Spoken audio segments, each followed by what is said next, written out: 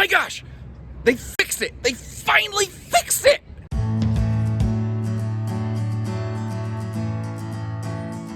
Sorry about that. My name is Josh the RV Nerd. This is the Jay Feather 25 RB. It's just over 6,000 pounds. I think it's an awesome half-ton towable couples camper. And they finally did something I've always thought this floor plan needed. It's an amazing layout. Like, you look at everybody and their brother builds this because it's a really good layout. It gives us a lot of space.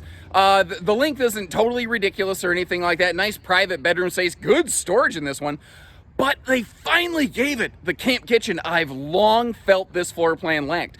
The little brother 22 Jay Feather had a camp kitchen. The big brother 27 White Haw had a camp kitchen.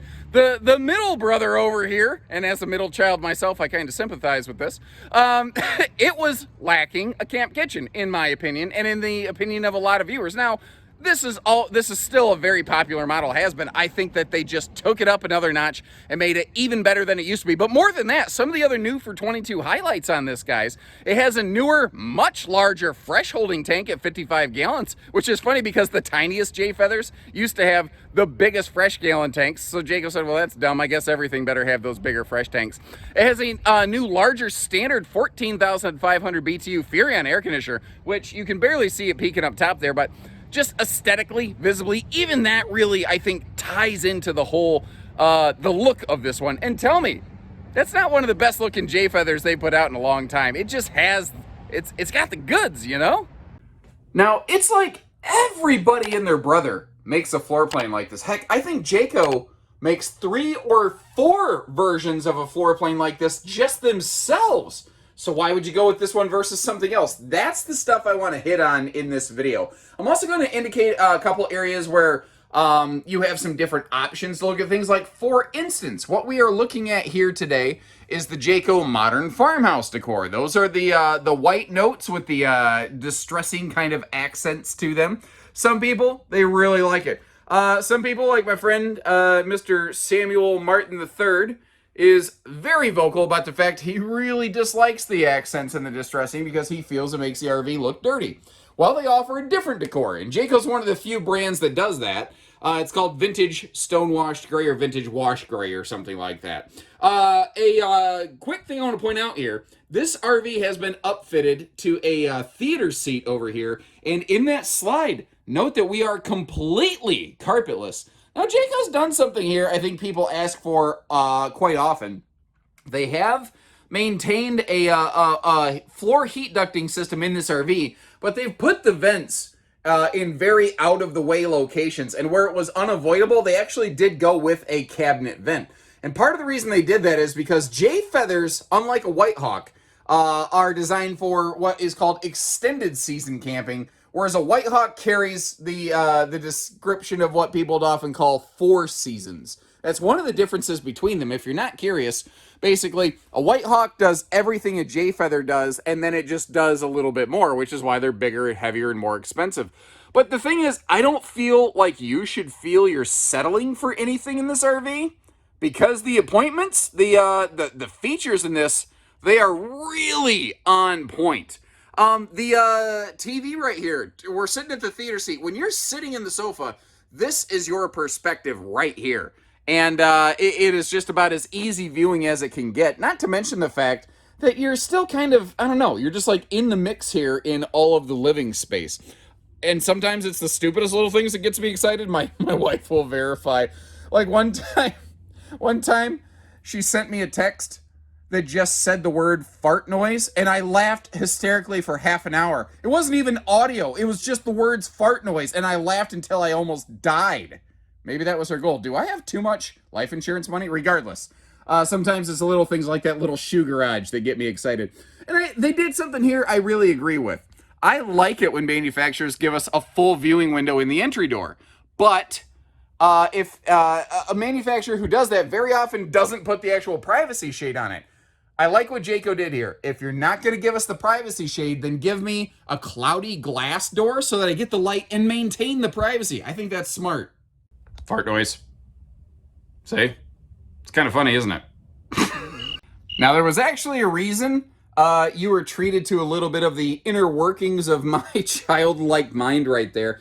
I wanted to be able to properly demonstrate the motion activated lighting you have as you open and reach into this pantry. So you open the door up, bang. Right when you start reaching in to grab stuff, we've got a motion light. Now you can turn that off or on, but I like it on motion mode. It makes sense in here, kind of like a refrigerator door. And the thing is, they did something here I think is really smart. That's good pantry space. The lips on the pantry shelving help keep your mac and cheese from being all over the floor when you get there. We saw the little flip-flop garage. I think that actually down there is not a terrible shoe garage space. You know what I wonder? What if you put like a little doggy door on that or something like that, and you had a little four-legged furry friend, had their own little, bed space down here, almost like a kennel? Well, I mean, that would be kind of cool, right? Although they would probably try to get in here and eat all of the snacks. But I like that the shelves aren't as deep as the entire pantry, because this is a true walk-in pantry. The shelves are only as deep as half of the thing. If they were full depth, you'd have to reach armpit deep in there, and I don't know if you could get it. You got a double octopus fight club going on in here. Look at these guys like, you want to fight? No. You want to fight? Bring it on, buddy. I mean, they're ready to go. They're ready to bring it to fisticuffs. Now, ladies, gentlemen, individuals of all identifications, what would you do with that power outlet right there? Like, what would that be good for in here? I'm a pretty creative person. I like to think sometimes.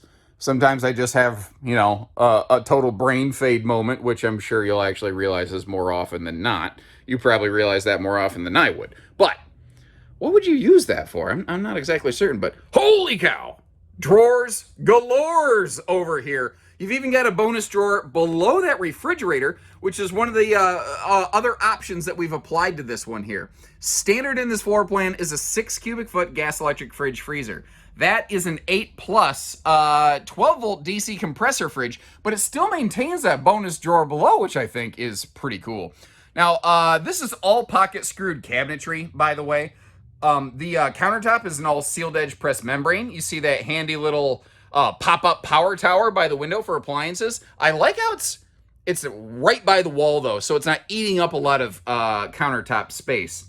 And we're still not quite done, because we got that pocket there below the sink. Now you might notice it doesn't go all the way down to the floor, because if you note below that, there's your converter panel as well as the one of the heat ducts right there. Because remember I said they went with floor ducted heating except where it was going to be in the way. If they left a floor heat duct, it'd have to be right by the sink, which I think most people agree is a less than ideal position for something like that. Even the dinette gets in on the action a little bit over here. And note, once again, this is one of the areas where I think the carpetless nature of this floor plan is the most impacting. Just because that's the last area you want carpet, is where you're going to have your food and your drinks. Now, note, you have that mega privacy door there for the front bedroom, but it's so big, it makes everything look and feel larger when you're here in the living space, and obviously that dinette can fold down into a nice little sleeper when you need. While we're talking about that, I want to make mention of the fact that you do have the option for a hide-to-bed sleeper sofa over here, and I'd be curious to know, like, did we outfit this one correctly? Would you rather see the hide-to-bed? As we go through a video, let us know the things that you're like, oh, I like that, or I don't like that. And sometimes, we point out the highs and the lows on things, like where they have floor vents, where they don't have floor vents, things like that. If you appreciate little tidbits like that, hit that subscribe button. We'd love to have you along, always trying to shoot you straight and give you all the good info that we can. Now, the privacy door here, this whole privacy wall, as it were, that slides, they did something that's really easily missed, and that is this little guy right there. And you might wonder what's so special about that. Well, that is actually where a U-latch hooks onto the wall, and they include this little trim strip right here so that there is a total hard visual break point from the living room to the bedroom. I think bedroom privacy is something everybody would agree is something that they all enjoy. Now, I mentioned how I don't mind pointing out the highs and the lows of something. One of the factors I want to point out here is that this camper is outfitted with a Camp Queen. That's going to potentially be an instant deal breaker for some folks, but there's a reason I swept the camera around just now. It is sized for a Camp Queen, but it's also, the entire RV is built so that you could put a True Queen in here and still walk around it. Most people, I don't know if I want to say most, I think a lot of people have absolutely no issues with replacing a factory mattress and putting something in that they think will be a little bit more comfortable, or at very least a foam topper, you know. The fact that there's actually room for a true queen, there's a big part of me that says, why didn't you just build it with a true queen then? I don't know. That's just my 2 cents. I think if there was one thing, like I wanted the camp kitchen changed and they gave that to me, and we're going to see that pretty soon when we go outside. But if there's one thing now I could change, I would go ahead and just put a true queen in this. Now you see that little bug zapper blue light over there next to the headboard? Those are on both sides of the bed. They're little hidden pockets. And if we zoom in over there, you see that it actually is just a nice little personal storage side stand. It has household outlets hidden right around that corner there. Now it's kind of dark on dark. It's a little bit to see, but whether it's going to be phone chargers or CPAPs or whatever the case may be, you're good to go there. Now, Jay Feather doesn't do a windshield. That means, though, that their bedrooms don't have a heat-intensifying magnifying glass right above your head. But they do add a little bonus shelf up there. And I'm a big guy. And something I've always wondered, and let's find out. Am I going to hit my head on this thing? Okay, so obviously a very flattering look at my current chubby face that I got going on here. Obviously, I've tried to set this up in like a real-world scenario. I've got the pillows, like where I would have them when I'm laying down. Got the shelf above me. It's looking awful close, guys. I don't want to skew this. I mean, this isn't exactly scientific. I'm just kind of stalling here because I think I'm going to hit it. All right, I'm just going to close my eyes. I'm just going to go for it. Oh, fart noise. Okay, I would like to revise a previous statement where I said I had one ask of this floor plan to go to a camp or a true queen. I have 2 asks. Aesthetically, this looks awesome. I love the idea, the function of that shelf. My 2 cents with the side pockets over here, I don't know that I need the center pocket. I'll put my 8-ball in the corner pocket, thank you, before I knock my cue ball off of this thing again. So I would like to see a true queen, and I think we could maybe do without this. But the good news, if you like everything else about this camper, let me point this out. That could be removed, and that's not going to screw your warranty up or anything. I don't think that this should necessarily be a deal breaker. I think that you can swap a different mattress in here if you're like, nope, without a true queen, it's no sale. Give us a call. These are things that we can work out for you guys. That kind of stuff really isn't that hard to work out. Now another look here, coming from, like, if you slide that giant mega like bedroom wall door thing out of the way, this is sort of what we look at in the morning. And I realized I haven't shown you the camper with the windows open. You know, you get to see that it's all airflow, all cross breeze, although it blots the sun out pretty nicely, as we saw. I will acknowledge the windows are on the driver's side of the RV, not the camp door side of the RV. I think in a floor plan like this, it's kind of borderline. Some people might like it, some people might hate it. People go, why don't they just put it on the other side? Well, you need to keep in mind, think of where the entry door is and how it overlaps with the slide. You literally can't just flip-flop this RV. If you extended it by literally 3 feet, you could do that. But then you have a giant super slide eating up the door side or your campsite a little bit, and you've got a longer, heavier, more expensive RV. Keeping things short, light, compact, that is why you always see things lined up like this. That's why so many windows are on this side of the RV. I think everybody would prefer windows on the campsite side, but this is just what we got. I think I've panned around this living room enough now. I realize I'm just talking to hear myself talk, I think. My wife, she got some of those nice noise-canceling AirPod Pros just to tune me out. I think I might get some of those to tune myself out, too. You see how that TV can pivot around right there? Cool thing on this theater seat, though. First of all, it has these neat little swivel side stands that you can pop into the cup holders. And this is a wall hugger. So it's not just a recliner, but if you want to take a little daytime snooze in there, you can. Although, I mean, if we're really looking for the sleeping space, obviously I think the hide bed's going to be a little bit better fit for that. Similar to the bedroom, we've got like an extra wide entry to the bath back here, which helps the floor plan look and feel a little bit bigger. But this right here, when I said they fixed it and they gave it a camp kitchen, what it required was completely reversing the bathroom. And what they've effectively done here is giving us the bathroom of the 27RB White Haw, the big brother. And if you're curious about that, if you're like, man, I'd like a fireplace, or I'd like a U-dinette, or some things like that, I will leave you a link in the video description where you can check that 27RB White Haw to kind of see what some of the differences are. And it's subjective. This is a personal opinion. I think this is the superior bathroom arrangement compared to what they had before. You've got some good linen space right there, or towel space, toiletries, whatever. But over here, this is all above the camp kitchen. This has an enormously sized, that is, here, let me give you a reference point.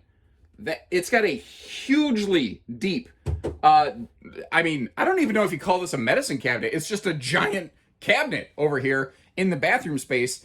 And then since this is all above the camp kitchen, what you're left with is a monstrously large countertop. I mean, you've got like an Ant-Man acre of counter space over here. You will also have, this is interesting to me. So you've got just a tiny storage pocket here, which I don't care that that's small because we have all of the storage up here. But I want you to get to see that this is not just like a black panel. That is actually a pocket, and there is a household outlet hidden inside of there. And as an added bonus, from the toilet, you can literally watch TV. Woo! Woo! And I stumbled into that handy dandy fact as I was actually preparing the RV for the slide close footage right here. And I just sort of, wait a minute, look at that. If, from the perspective of the toilet, you can keep an eye on dinner and your favorite show. Now, for travel and access, the kitchen is basically fully accessible. But in this floor plan, you do pretty much lose access to the bedroom unless you do a Dukes of Hazzard yee-haw over that countertop right there to get up to the bedroom. That is one of the areas where this Jay Feather differs from its big brother, the 27RB White Haw. And just in case you're curious, I'll leave you a link in the video description where you'll be able to check them kind of, I would say side by side, but window to window on your browser. Mr. Power Tongue Jack doing the heavy lifting for us up front there, brother. And I want to mention something right away. Let's get this acknowledged. You may have noticed in the 2021 season, this camper had a fiberglass nose cap. That is the intention of Jayco, is to resume that. But at the time of this filming, there is currently a shortage on the type of fiberglass that is used in nose and end caps. And Jayco's only been allowed so much. So they said, well, we're going to keep putting that on our big like Eagles and North Points and Pinnacle luxury fifth wheels. For the time being, some of these Jay Feathers are unfortunately going to have to go without a nose cap. Now, there's benefits here. It's actually lighter weight without the nose cap. And it doesn't change the seal points. Nose caps, as they apply to this camper here, they're very cool looking, but they don't actually enhance the function of the trailer. There's no extra like aerodynamic benefit or anything like that. And this is the first part of the updated camp kitchen, which, of course, along with the nose caps, we're currently in a phase of Blackstone griddle shortages. So the 17-inch Blackstone griddle that comes standard now in this floor plan is obviously invisible. It's not here right now. But if you take an RV home, a Jayco that is short the Blackstone, once they're available, Blackstone will just send it to you. Now, also, I want to acknowledge the fact that, yes, that little mounting table isn't exactly level currently. It's because I don't have it snug down tight. So that's just a symptom of the fact that I've only done a quick setup here. Under the power awning, we have ourselves the Goodyear Endurance radials right there, rated for 87 miles per hour. We've outfitted this one with the stable steps. This is one of the few series of RVs that seems to be out there that still offers optional stable steps. It seems like most, especially in the laminated world, they're pretty much standard. There are some people who do prefer the old traditional style folding steps for like storage purposes, or the idea that I don't like flipping dirt into my trailer, something like that. So, you have a choice of going either way on this. Now, the camp kitchen here, one of the things I actually really like is they did move that Blackstone griddle up front, and I'll tell you why. Because I've never been really comfortable with the idea of having that hot cooking surface right next to the entry door. It just feels like it's a recipe for disaster. Maybe less so in a couples camper, but man, in a bunkhouse with kids rolling in and out, I've never liked that screaming hot griddle sitting right there where their little hands could just, I don't know, kids just grab things and nobody knows why. And you ask the kid, why'd you do that? Like, I don't know, but it burns. You know, it's nice that the griddle's far enough away now. Now we are backup and side camera prepped on these. We have the J Smart lighting system, which is your turn signal safety lighting, as well as reverse travel. A lot of companies have started putting reverse lighting in their tail lights, but the turn signal lighting, that's an extra module that Jayco includes for the safety of their owners in their RVs, but not everybody does. You notice how all these windows are tinted, and I point that out because, like, you look over here and that's actually its big brother, the White Haw 27 RB. You're like, yeah, aren't most RV windows tinted? When you are in a smaller, lighter weight, a little more price sensitive class like this, that is something that you can't necessarily guarantee is going to be in the RV every single time. Little things like that you got to watch out for. Now we're going to get on the roof in just a minute because this RV is roof solar prepped, but it also still maintains a side prep plug if you want to utilize a portable panel that's rated for up to 20 amps, which is not too terrible, really. Also, we've got just generously sized doors and it's funny. You see the big doors, and then at a glance you go, oh, the pass-through's smaller.